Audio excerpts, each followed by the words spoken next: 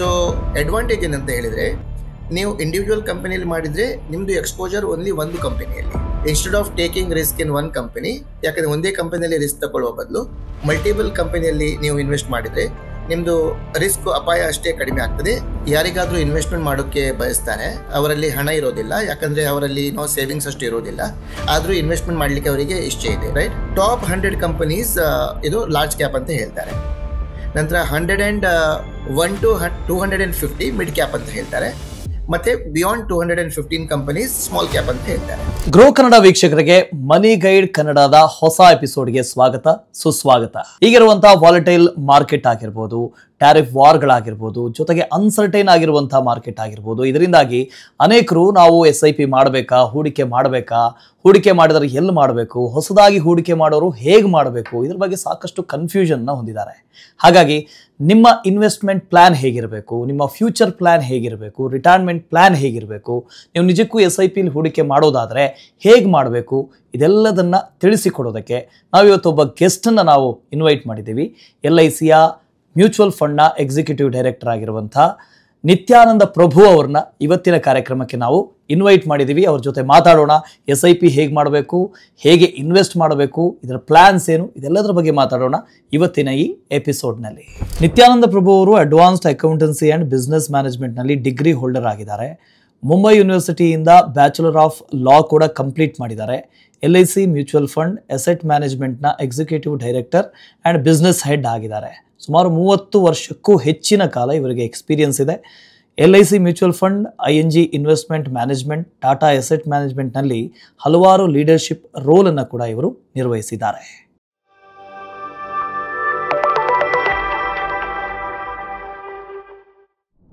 Hi sir, ನಮಸ್ತೆ, good morning. ಸುಮಾರು ಜನ ಸ್ಟಾಕ್ ಇನ್ವೆಸ್ಟ್ ಮಾಡ್ಬೇಕು, ನಾವು ಮಾರ್ಕೆಟ್ ಅಲ್ಲಿ ಇನ್ವೆಸ್ಟ್ ಮಾಡ್ಬೇಕು ಅಂತ ಇರ್ತಾರೆ. ಜೊತೆಗೆ ಸುಮಾರು ಜನ ಗಳಿಸೋದು ಮಾತ್ರ ಅಲ್ಲ, ಅದನ್ನ ಹೇಗೆ ಬೆಳೆಸಬೇಕು ಅಂತಾನೂ ಇರ್ತಾರೆ. ಸೊ ಅಂಥವ್ರಲ್ಲಿ ಸಾಕಷ್ಟು ಗೊಂದಲ ಇದೆ. ಯಾರು ಶುರು ಮಾಡ್ತಾ ಇದ್ದಾರೋ ಅಂಥವ್ರಲ್ಲಿ ಸಾಕಷ್ಟು ಗೊಂದಲ ಇದೆ. ನಿಜಕ್ಕೂ ಹೇಗೆ ಸ್ಟಾಕ್ ಮಾರ್ಕೆಟ್ ಅಲ್ಲಿ ಇನ್ವೆಸ್ಟ್ ಮಾಡಬೇಕು, ಏನು ಅಂತ ಹೇಳಿ. ಸೊ ಅವ್ರಿಗೆ ಏನ್ ಟಿಪ್ಸ್ ಕೊಡೋದಕ್ಕೆ ಬಯಸ್ತೀರಾ ಸರ್? ಮತ್ತೆ ಈ ರಿಸ್ಕ್ ಫ್ಯಾಕ್ಟರ್ನ ಕಮ್ಮಿ ಮಾಡೋದು ಹೇಗೆ ಅಂತ ಹೇಳ್ತೀರಾ? ನೋಡಿ, ಮನುಷ್ಯರಿಗೆ ಇನ್ವೆಸ್ಟ್ಮೆಂಟ್ ಆರ್ ಕೈಂಡ್ ಆಫ್ ಏನು ಹೇಳ್ತೀವಿ ನಾವು, ನಿವೇಶ ಮಾಡೋಕ್ಕೆ ಅವಕಾಶ ತುಂಬ ಇದೆ ಈಗ ಕರೆಂಟ್ ಸಿಚುವೇಶನಲ್ಲಿ. ಹೇಗೆ ಮಾಡಬೇಕು, ಯಾವ ಥರ ಮಾಡಬೇಕು, ಯಾವ ಥರ ಡಿಸಿಪ್ಲಿನ್ ಇಡಬೇಕು, ಅದು ಇಂಪಾರ್ಟೆಂಟು ಅಲ್ವಾ. ಸೊ ಯಾರಾದರೂ ಹೂಡಿಕೆ ಮಾಡಲಿಕ್ಕೆ ಬಯಸ್ತಾರೆ, ಅವ್ರು ಪ್ಲ್ಯಾನ್ ಮಾಡ್ತಾ ಇರ್ತಾರೆ, ಅವರಿಗೆ ಮೊದಲು ಅವ್ರು ಏನು ನೋಡಬೇಕಂತ ಹೇಳಿದರೆ, ಯಾವ ಥರ ಇನ್ವೆಸ್ಟ್ಮೆಂಟ್ ನಾವು ಮಾಡಬೇಕು, ಯಾವ ಥರ ಇನ್ವೆಸ್ಟ್ಮೆಂಟ್ ಒಬ್ಜೆಕ್ಟಿವ್ ಇಡಬೇಕು, ಬೇಸಿಕಲಿ ಯಾವ ಕಾರಣಕ್ಕೋಸ್ಕರ ಅವರು ಇನ್ವೆಸ್ಟ್ಮೆಂಟ್ ಮಾಡ್ತಾರೆ ಅದು ಇಂಪಾರ್ಟೆಂಟು ಅಲ್ವಾ. ಸೊ ಅದನ್ನು ಗೊತ್ತುಪಡಿಸೋದು ವೆರಿ ಇಂಪಾರ್ಟೆಂಟು. ನಂತರ ಆಪ್ಷನ್ಸ್ ಯಾವುದೆಲ್ಲ ಇದೆ ಮಾರ್ಕೆಟಲ್ಲಿ ಅದನ್ನು ನೋಡಬೇಕು. ಸೊ ನನ್ನ ಪ್ರಕಾರ ಯಾರಾದರೂ ಇನ್ವೆಸ್ಟ್ಮೆಂಟ್ ಮಾಡಲಿಕ್ಕೆ ಬಯಸ್ತಾರೆ ಫಸ್ಟ್ ಟೈಮ್ ಆಗಿ, ಅವರಿಗೆ ಇಂಪಾರ್ಟೆಂಟ್ ಆಗಿ ಅವ್ರದ್ದೊಂದು ಇನ್ವೆಸ್ಟ್ಮೆಂಟ್ ಒಬ್ಜೆಕ್ಟಿವ್ ಮಾಡ್ಕೊಳ್ಳೋದು ತುಂಬ ಇಂಪಾರ್ಟೆಂಟು. ನಂತರ ಯಾವೆಲ್ಲ ಇನ್ವೆಸ್ಟ್ಮೆಂಟ್ ಆಪ್ಷನ್ಸ್ ಇದೆ ಅದನ್ನು ನೋಡ್ಕೊಳ್ಳೋದು ಬಹುದು ಇಂಪಾರ್ಟೆಂಟು. ಸಣ್ಣ ಮಟ್ಟಿಗೆ ಸ್ಟಾರ್ಟ್ ಮಾಡಿ ಇನ್ವೆಸ್ಟ್ಮೆಂಟು ಅಥವಾ ಎಕ್ಸ್ಪೀರಿಯನ್ಸ್ ತಗೊಳ್ಳೋಕ್ಕೆ, ರೈಟ್. ಯಾರಾದರೂ ಇನ್ವೆಸ್ಟ್ಮೆಂಟ್ ಮಾಡಲಿಕ್ಕೆ ಬಯಸ್ತಾರೆ, ಅವರಿಗೆ ಮೊದಲಿನ instead of getting into capital market, ಯಾಕಂದರೆ ಡೈರೆಕ್ಟ್ಲಿ ಶೇರ್ ಮಾರ್ಕೆಟಲ್ಲಿ ಇನ್ವೆಸ್ಟ್ಮೆಂಟ್ ಮಾಡುವ ಬದಲು ಮ್ಯೂಚುವಲ್ ಫಂಡ್ ಕೈಂಡ್ ಆಫ್ ಇನ್ವೆಸ್ಟ್ಮೆಂಟಲ್ಲಿ ಮಾಡಿದರೆ ತುಂಬ ಒಳ್ಳೆಯದು ಅವರಿಗೆ. ಯಾಕಂದರೆ ಅವರಿಗೆ ಡೇ ಟು ಡೇ ಬೇಸಿಸಲ್ಲಿ ಅವರಿಗೆ ಟ್ರ್ಯಾಕ್ ಮಾಡಲಿಕ್ಕೆ ಅವಶ್ಯಕತೆ ಇಲ್ಲ. ಅಂದರೆ mutual fund managers are experts, ಅಂದರೆ ನಿಪುಣರು, investment kind of professionally. So ಅದರಲ್ಲಿ ಸಣ್ಣ ಥರ ಇನ್ವೆಸ್ಟ್ ಮಾಡಿ, ಮ್ಯೂಚುವಲ್ ಫಂಡಲ್ಲಿ ತುಂಬ ಇನ್ವೆಸ್ಟ್ಮೆಂಟ್ ಆಪ್ಷನ್ಸು ಇದೆ. ನಿಮಗೆ ಸ್ಮಾಲ್ ಇನ್ವೆಸ್ಟ್ಮೆಂಟ್ ಮಾಡ್ಬೋದು. ಸಣ್ಣ ಥರ ಇನ್ವೆಸ್ಟ್ಮೆಂಟ್ ಮಾಡಿದರೆ ನೀವು ಅದರದ್ದು ಫಲಿತಾಂಶ ಕೂಡ ನೋಡ್ತಾ ಇರ್ಬೋದು ಅಲ್ವಾ. ಸೊ ಹಾಗಾಗಿ ನನ್ನ ಸಲಹೆ ಅಂದರೆ ಇನ್ವೆಸ್ಟ್ಮೆಂಟ್ ಮಾಡುವವರಿಗೆ, ಯಾಕಂದರೆ ಸಿಸ್ಟಮ್ಯಾಟಿಕ್ ಆಗಿ ಇನ್ವೆಸ್ಟ್ಮೆಂಟ್ ಮಾಡಿ, ಸಣ್ಣ ಥರ ಇನ್ವೆಸ್ಟ್ಮೆಂಟ್ ಮಾಡ್ಕೊಂಡು ಬನ್ನಿ, ಎಕ್ಸ್ಪೀರಿಯನ್ಸ್ ಮಾಡಿ, ನಂತರ ನೀವು keep on increasing your investments. ಆ ಥರ ನಾನು ಸಲಹೆ ಮಾಡ್ತಾ ಇದ್ದೀನಿ. ಇವಾಗ ನೀವು ಮಾತಾಡ್ತಾ 2 ಪದ ಹೇಳಿದ್ರಿ. ಒಂದು ಸ್ಟಾಕ್ ಇನ್ವೆಸ್ಟ್ಮೆಂಟ್ ಅಂತ ಹೇಳಿದ್ರಿ, ಇನ್ನೊಂದು ಮ್ಯೂಚುವಲ್ ಫಂಡ್ ಇನ್ವೆಸ್ಟ್ಮೆಂಟ್ ಅಂತ ಹೇಳಿದ್ರಿ. ಏನಿದು ಅಂತ ಡಿಫ್ರೆನ್ಸ್ ಏನು ಅಂತ? ಸ್ಟಾಕ್ ಇನ್ವೆಸ್ಟ್ಮೆಂಟ್ ಅಂದರೆ ನಾವು ಡೈರೆಕ್ಟ್ಲಿ ಇನ್ವೆಸ್ಟ್ಮೆಂಟ್ ಮಾಡೋದು ಕಂಪನಿಯಲ್ಲಿ, ರೈಟ್, ಇಂಡಿವಿಜುವಲ್ ಕಂಪನೀಸಲ್ಲಿ. ಅದಕ್ಕೆ ಇಶ್ಯೂವರ್ ಅಂತ ಹೇಳ್ತಾರೆ. ಯಾಕಂದರೆ ಯಾವುದಾದ್ರೂ ಕಂಪನಿ ಅವರಿಗೆ ಪಬ್ಲಿಕ್ಕಿಂದ ಹಣ ತಗೊಳ್ಳಿಕ್ಕಿದೆ, ಅವರು ಶೇರ್ಸನ್ನು ಇಶ್ಯೂ ಮಾಡ್ತಾರೆ, ಅದರಲ್ಲಿ ನಾವು ಇನ್ವೆಸ್ಟ್ ಮಾಡ್ಬೋದು. ಅದರಲ್ಲೂ ಪ್ರೈಮರಿ ಮಾರ್ಕೆಟ್ ಮತ್ತು ಸೆಕೆಂಡರಿ ಮಾರ್ಕೆಟ್ ಅಂತ ಇದೆ. ಪ್ರೈಮರಿ ಮಾರ್ಕೆಟ್ ಅಂದರೆ ಕಂಪನಿ ಡೈರೆಕ್ಟ್ಲಿ ಆಫರ್ ಮಾಡ್ತಾರೆ ಇನ್ವೆಸ್ಟರ್ಸ್ಗೆ. ಸೆಕೆಂಡರಿ ಮಾರ್ಕೆಟ್ ಅಂತ ಹೇಳಿದರೆ ಒಬ್ಬರು ಏನೋ ಸೆಲ್ ಮಾಡ್ತಾರೆ, ಇನ್ನೊಬ್ರು ಬೈ ಮಾಡ್ತಾರೆ ಮಾರ್ಕೆಟಲ್ಲಿ, ರೈಟ್? ಮಾರ್ಕೆಟ್ ಡ್ರಿವನ್ ಪ್ರೈಸಲ್ಲಿ. ಯಾಕಂದರೆ ಅದು ಡೈಲಿ ಲಿಸ್ಟಿಂಗ್ ಇದೆ, ಡೈಲಿ ಪ್ರೈಸ್ ಬರ್ತಾ ಇದೆ, ಅದರಲ್ಲಿ ಬೈ ಸೆಲ್ ಮಾಡ್ಬೋದು. ಮ್ಯೂಚುವಲ್ ಫಂಡ್ ಅಂದರೆ fund managers investment, individuals investment ಮಾಡಿದ್ದನ್ನು ಒಟ್ಟಿಗೆ ಮಾಡಿ ಅವರು ಕಂಪನಿಯಲ್ಲಿ ಇನ್ವೆಸ್ಟ್ ಮಾಡ್ತಾರೆ. ಅಲ್ಲಿ ಡೇ ಎಂಡಲ್ಲಿ NAV ಅಂತ ಬರ್ತದೆ, ಒಂದು net asset value. Based on that investment is done here ಅಲ್ವಾ? ಸೊ ಅಡ್ವಾಂಟೇಜ್ ಏನಂತ ಹೇಳಿದರೆ, ನೀವು ಇಂಡಿವಿಜುವಲ್ ಕಂಪನಿಯಲ್ಲಿ ಮಾಡಿದರೆ ನಿಮ್ಮದು ಎಕ್ಸ್ಪೋಜರ್ ಓನ್ಲಿ ಒಂದು ಕಂಪನಿಯಲ್ಲಿ. ಮ್ಯೂಚುವಲ್ ಫಂಡಲ್ಲಿ ಇನ್ವೆಸ್ಟ್ಮೆಂಟ್ ಮಾಡಿದ್ರೆ ನಿಮಗೆ ಮಲ್ಟಿಪಲ್ ಕಂಪನೀಸ್ ಎಕ್ಸ್ಪೋಜರ್ ಸಿಗುತ್ತೆ, ಹಾಗೆ ಡೈವರ್ಸಿಫಿಕೇಶನ್ ಸಿಗುತ್ತೆ ನಿಮಗೆ. ಡೈವರ್ಸಿಫಿಕೇಶನ್ ಅಂದರೆ ನೀವು instead of taking risk in one company, ಯಾಕಂದರೆ ಒಂದೇ ಕಂಪನಿಯಲ್ಲಿ ರಿಸ್ಕ್ ತಗೊಳ್ಳುವ ಬದಲು ಮಲ್ಟಿಪಲ್ ಕಂಪನಿಯಲ್ಲಿ ನೀವು ಇನ್ವೆಸ್ಟ್ ಮಾಡಿದರೆ ನಿಮ್ಮದು ರಿಸ್ಕ್ ಅಪಾಯ ಅಷ್ಟೇ ಕಡಿಮೆ ಆಗ್ತದೆ. ಇನ್ವೆಸ್ಟ್ಮೆಂಟ್ ಆಬ್ಜೆಕ್ಟಿವ್ ಏನೋ ಬೇಗ ಬೇಗ ಏನೋ ಸಾರ್ಥಕವಾಗುತ್ತೆ ಅಂತ ನನ್ನ ನಂಬಿಕೆ. Historically that is proved as well. ಈಗ ಮ್ಯೂಚುವಲ್ ಫಂಡ್ ಅಲ್ಲಿ ಹಾಗಾದ್ರೆ ರಿಸ್ಕ್ ಇಲ್ಲ ಅಂತ ಹೇಳ್ತೀರಾ ಅಥವಾ ಕಡಿಮೆ ಅಂತ ಹೇಳ್ತೀರಾ? ರಿಸ್ಕ್ ಕಡಿಮೆ ರಿಸ್ಕ್ ಇಲ್ಲ ಅಂತ ಹೇಳಲಿಕ್ಕೆ ಆಗೋದಿಲ್ಲ, ಯಾಕಂದ್ರೆ ಮ್ಯೂಚುವಲ್ ಫಂಡ್ ಕೂಡ ಇನ್ವೆಸ್ಟ್ಮೆಂಟ್ ಕಂಪನಿಯಲ್ಲೇ ಮಾಡ್ತಾ ಇದ್ದಾರೆ. ಅಂದರೆ the way they are making investment ಅಂದರೆ ಅವರು ಸಿಸ್ಟಮೆಟಿಕ್ ಆಗಿ ರಿಸರ್ಚ್ ಮಾಡಿ ಕಂಪನಿದ್ದು ಎಲ್ಲ ವಿಷಯ ಗೊತ್ತು ಮಾಡಿ ಇನ್ವೆಸ್ಟ್ಮೆಂಟ್ ಮಾಡೋದ್ರಿಂದ ಅವ್ರದ್ದು ರಿಸ್ಕ್ ತುಂಬ ಕಡಿಮೆ ಆಗುತ್ತೆ. ಅವ್ರು ಮಲ್ಟಿಪಲ್ ಕಂಪನೀಸ್ ತುಂಬ ಕಂಪನಿಯಲ್ಲಿ ಇನ್ವೆಸ್ಟ್ಮೆಂಟ್ ಮಾಡ್ತಾರೆ, ಒಂದು ಕಂಪನಿಯಲ್ಲಿ ಅವ್ರದ್ದು ಎಕ್ಸ್ಪೋಜರ್ ಇರೋದಿಲ್ಲ, ಅದಕ್ಕೋಸ್ಕರ ಅವರ ರಿಸ್ಕ್ ತುಂಬ ಕಡಿಮೆ ಆಗುತ್ತೆ. ರಿಸ್ಕ್ ಎರಡರಲ್ಲೂ ಇದೆ, ಆದರೆ ಮ್ಯೂಚುವಲ್ ಫಂಡ್ಸಲ್ಲಿ ರಿಸ್ಕ್ ತುಂಬ ಕಡಿಮೆ. ಓಕೆ. ಈಗ ಅನೇಕ ಅಸೆಟ್ ಮ್ಯಾನೇಜರ್ಸ್ ಈ ಕಂಪ್ನಿಗಳಿಗೆ ಏನು ಹೇಳ್ತಾರೆ ಅಂದ್ರೆ, ಒಂದು 250 ರೂಪಾಯಿಗೆ SIP ಮಾಡಿ, 100 ರೂಪಾಯಿಗೆ SIP ಮಾಡಿ, ಈ ತಿಂಗಳಲ್ಲಿ ನಿಮಗೆ ಟೀ ಖರ್ಚು ಏನಿದೆ ಅದಕ್ಕಿಂತ ಕಡಿಮೆ ದುಡ್ಡಲ್ಲಿ ನೀವು ಮಾಡಬಹುದು SIP ಅಂತ ಹೇಳುತ್ತೆ. ನಿಜಕ್ಕೂ ಹೌದಾ ಇದು? ಒಂದು ವೇಳೆ ಅಷ್ಟು ಕಡಿಮೆ ಅಮೌಂಟ್ ಅಲ್ಲಿ SIP ಮಾಡಿದ್ರೆ ಲಾಭ ಕಾಣಬಹುದಾ ಅಂತ? ನೋಡಿ, ಬೇಸಿಕಲಿ ಕಡಿಮೆ ಅಮೌಂಟ್ SIP ಯಾಕಂದ್ರೆ ಹೇಳಿದರೆ, ಯಾರಿಗಾದರೂ ಇನ್ವೆಸ್ಟ್ಮೆಂಟ್ ಮಾಡೋಕ್ಕೆ ಬಯಸ್ತಾರೆ, ಅವರಲ್ಲಿ ಹಣ ಇರೋದಿಲ್ಲ, ಯಾಕಂದರೆ ಅವರಲ್ಲಿ ಸೇವಿಂಗ್ಸ್ ಅಷ್ಟು ಇರೋದಿಲ್ಲ, ಆದರೂ ಇನ್ವೆಸ್ಟ್ಮೆಂಟ್ ಮಾಡಲಿಕ್ಕೆ ಅವರಿಗೆ ಇಚ್ಛೆ ಇದೆ, right? So and over a period of time, even if summon is investing, ಯಾರಾದರೂ 100 ರೂಪೀಸ್ ಇನ್ವೆಸ್ಟ್ ಮಾಡ್ತಾರೆ, 250 ರೂಪೀಸ್ ಇನ್ವೆಸ್ಟ್ ಮಾಡ್ತಾರೆ, ನೋಡಿ ಅವರು 20 ವರ್ಷ 25 ವರ್ಷ ಇನ್ವೆಸ್ಟ್ ಮಾಡಿದರೆ by the time 25 years complete ಆಗುತ್ತೆ. ಒಂದು ಅವರು ಇನ್ವೆಸ್ಟ್ ಮಾಡಿದ ಅಮೌಂಟು ಅಭಿವೃದ್ಧಿಯಾಗಿ ಎಷ್ಟಾಗುತ್ತೆ ಅದು ಇಂಪಾರ್ಟೆಂಟು. ಸೆಕೆಂಡು ಕಂಪೌಂಡಿಂಗ್ ಇಫೆಕ್ಟ್ ಅಲ್ವಾ? ಯಾಕಂದರೆ ನೀವು 100 rupees over a period of time, rupee cost averaging ಅಂತ ಹೇಳ್ತಾರೆ, ಯಾಕಂದರೆ ಮಾರ್ಕೆಟ್ ಪ್ರೈಸ್ ಚೇಂಜ್ ಆಗ್ತಾ ಇರ್ತದೆ, ಇನ್ಫ್ಲೇಷನ್ ಚೇಂಜ್ ಆಗ್ತಾ ಇರ್ತದೆ, ರೈಟ್? ನಿಮ್ಮದು ಹೂಡಿಕೆ ನೀವು ಮಾಡಿದ್ದು ಅದು ಮಾರ್ಕೆಟ್ ವ್ಯಾಲ್ಯೂ ಥರ ಬೆಳೀತಾ ಇರ್ತದೆ. The power of compounding gives you far better return, ಯಾಕಂದರೆ ಒಳ್ಳೆಯ ನಿಮಗೆ ಒಂದು ಉಳಿತಾಯ ಕೊಡುತ್ತೆ ಅಂತ ಅದು ನಂಬಿಕೆ. ಮತ್ತು ಹಿಸ್ಟಾರಿಕಲಿ ಅದು ಆಕ್ಚುಲಿ ಪ್ರೂವ್ ಕೂಡ ಆಗಿದೆ. ಸರ್, ಈಗ ಕಡಿಮೆ ಅಮೌಂಟ್ ಅಂದ್ರೆ ಎಷ್ಟರಿಂದ ಶುರು ಮಾಡಬಹುದು ಅಂತ ನಾವು ಇನ್ವೆಸ್ಟ್ ಮಾಡಿ? Indian mutual fund 100 rupees per day or 100 rupees SIP ಕೂಡ ಕೈಂಡ್ ಆಫ್ ಆಫರ್ ಮಾಡ್ತಾ ಇದ್ದಾರೆ. ಈಗ ರೀಸೆಂಟ್ಲಿ ಸೆಬಿ ಇವರು basically regulator, mutual fund regulator, ಅವರು ಇಂಟ್ರೊಡ್ಯೂಸ್ ಮಾಡಿದ್ದಾರೆ ಚೋಟಿ SIP ಅಂತ ಹೇಳಿದರೆ 250 rupees per month. But mutual funds 100 rupees ಕೂಡ ಆಫರ್ ಮಾಡ್ತಾ ಇದ್ದಾರೆ. ಯಾಕಂದರೆ basically to ensure financial inclusion, ಯಾಕಂದರೆ ಎಲ್ರಿಗೂ ಅವಕಾಶ ಸಿಗಬೇಕು ಇನ್ವೆಸ್ಟ್ಮೆಂಟ್ ಮಾಡಲಿಕ್ಕೆ. ಸಣ್ಣ ಥರ ಇನ್ವೆಸ್ಟ್ಮೆಂಟ್ ಮಾಡ್ತಾ ಬನ್ನಿ, ಅದೇ ಡಿಸಿಪ್ಲಿನ್ ಮೇಂಟೈನ್ ಮಾಡಿ over a period of time 20-25 years it will give you good corpus, good amount along with the market related appreciation. Sir, ತುಂಬಾ ಸಾಮಾನ್ಯ ಜನರಿಗೆ ಹೇಳೋ ರೀತಿಯಲ್ಲಿ ಅಂದ್ರೆ ಲೇ ಮ್ಯಾನ್ ಲ್ಯಾಂಗ್ವೇಜ್ ಅಲ್ಲಿ ಹೇಳೋದಾದ್ರೆ, ಈಗ ನೀವು ಮಾರ್ಕೆಟ್ ಅನ್ನ ನೋಡ್ತಾ ಇರ್ತೀವಿ, ಪ್ರತಿದಿನ ಏರಿಳಿತ ಆಗ್ತಾನೆ ಇರುತ್ತೆ. ಹೀಗಿರುವಾಗ ಜನರಿಗೂ ಒಂದು ಭಯ ಇರುತ್ತೆ, ಸರ್ ನಾ ಇನ್ವೆಸ್ಟ್ ಮಾಡಬೇಕೋ ಬೇಡವೋ, ಇನ್ವೆಸ್ಟ್ ಮಾಡಿದ್ರೆ ಏನಾಗುತ್ತೋ ಏನೋ, ಟಿವಿಗಳನ್ನ ನೋಡ್ತಾ ಇರ್ತಾರೆ, ಪೇಪರ್ಗಳನ್ನ ನೋಡ್ತಾ ಇರ್ತಾರೆ, ಮಾರ್ಕೆಟ್ ಕ್ರಾಶ್ ಆಯ್ತು, ಬಿದ್ದೋಯ್ತು, ಈ ತರದ ಪದಗಳು ಬರ್ತಾ ಇರ್ತವೆ. ಹೀಗಿರುವಾಗ ಇನ್ವೆಸ್ಟರ್ಗೆ ಏನು ಹೇಳ್ತೀರಿ ನೀವು ಅಂತ? ನೋಡಿ, ಅದರಲ್ಲಿ 2 ಟೈಪ್ ಇರ್ತಾರೆ, ರೈಟ್? ಒಂದು ಟ್ರೇಡರ್ಸ್ ಅಂತ ಹೇಳ್ತಾರೆ, ಅವರು ಡೈಲಿ ಬೈ ಸೆಲ್ ಮಾಡಿನೋ ಪ್ರಾಫಿಟ್ ಮಾಡಲಿಕ್ಕೆ ಟ್ರೈ ಮಾಡ್ತಾ ಇದ್ದಾರೆ. Second one is investors. ನಾವೀಗ ಇನ್ವೆಸ್ಟರ್ಸ್ ಬಗ್ಗೆ ಮಾತಾಡ್ತಾ ಇದ್ದೇವೆ. ಇನ್ವೆಸ್ಟರ್ಸ್ ಅಂದರೆ ಅವರೇನೋ ಡೈಲಿ ಮಾರ್ಕೆಟ್ ಮೂವ್ಮೆಂಟ್ ಅವರಿಗೆ ನೋಡಲೇಬಾರ್ದು ಅವರು. ಯಾಕಂದರೆ ಒಮ್ಮೆ ಇನ್ವೆಸ್ಟ್ಮೆಂಟ್ ಮಾಡಲಿಕ್ಕೆ ಸ್ಟಾರ್ಟ್ ಮಾಡಿದರೆ ಸಿಸ್ಟಮೆಟಿಕಲಿ ಇನ್ವೆಸ್ಟ್ಮೆಂಟ್ ಮಾಡ್ತಾ ಇರಿ. 5 ವರ್ಷ 10 ವರ್ಷ 15 ವರ್ಷ 20 ವರ್ಷದ ಗುರಿ ಇಟ್ಕೊಳ್ಳಿ, ಇನ್ವೆಸ್ಟ್ಮೆಂಟ್ ಆಬ್ಜೆಕ್ಟಿವ್ ಇಟ್ಕೊಳ್ಳಿ, ಒಂದು ಗೋಲ್ ಇಟ್ಕೊಳ್ಳಿ ಲೈಫಲ್ಲಿ. ಯಾಕಂದರೆ ನನಗೆ 15 ವರ್ಷ ನಾನು ಕಂಟಿನ್ಯೂ ಇನ್ವೆಸ್ಟ್ಮೆಂಟ್ ಮಾಡ್ತೇನೆ, ಅಷ್ಟು ಥರ ನನ್ನ ಇನ್ವೆಸ್ಟ್ಮೆಂಟ್ ನಾನು ನೋಡ್ತಾ ಇರ್ತೀನಿ, ಆದರೆ ನಾನು ಏನೋ ತೆಗಿಲಿಕ್ಕೆ ಹೋಗೋದಿಲ್ಲ, ರಿಡೆಮ್ಷನ್ ಮಾಡೋದಿಲ್ಲ, ಅವ್ರೇನೋ ವಿಡ್ರಾ ಮಾಡೋದಿಲ್ಲ, ಕಂಟಿನ್ಯೂ ಮಾಡ್ತಾ ಇರ್ತೇನೆ.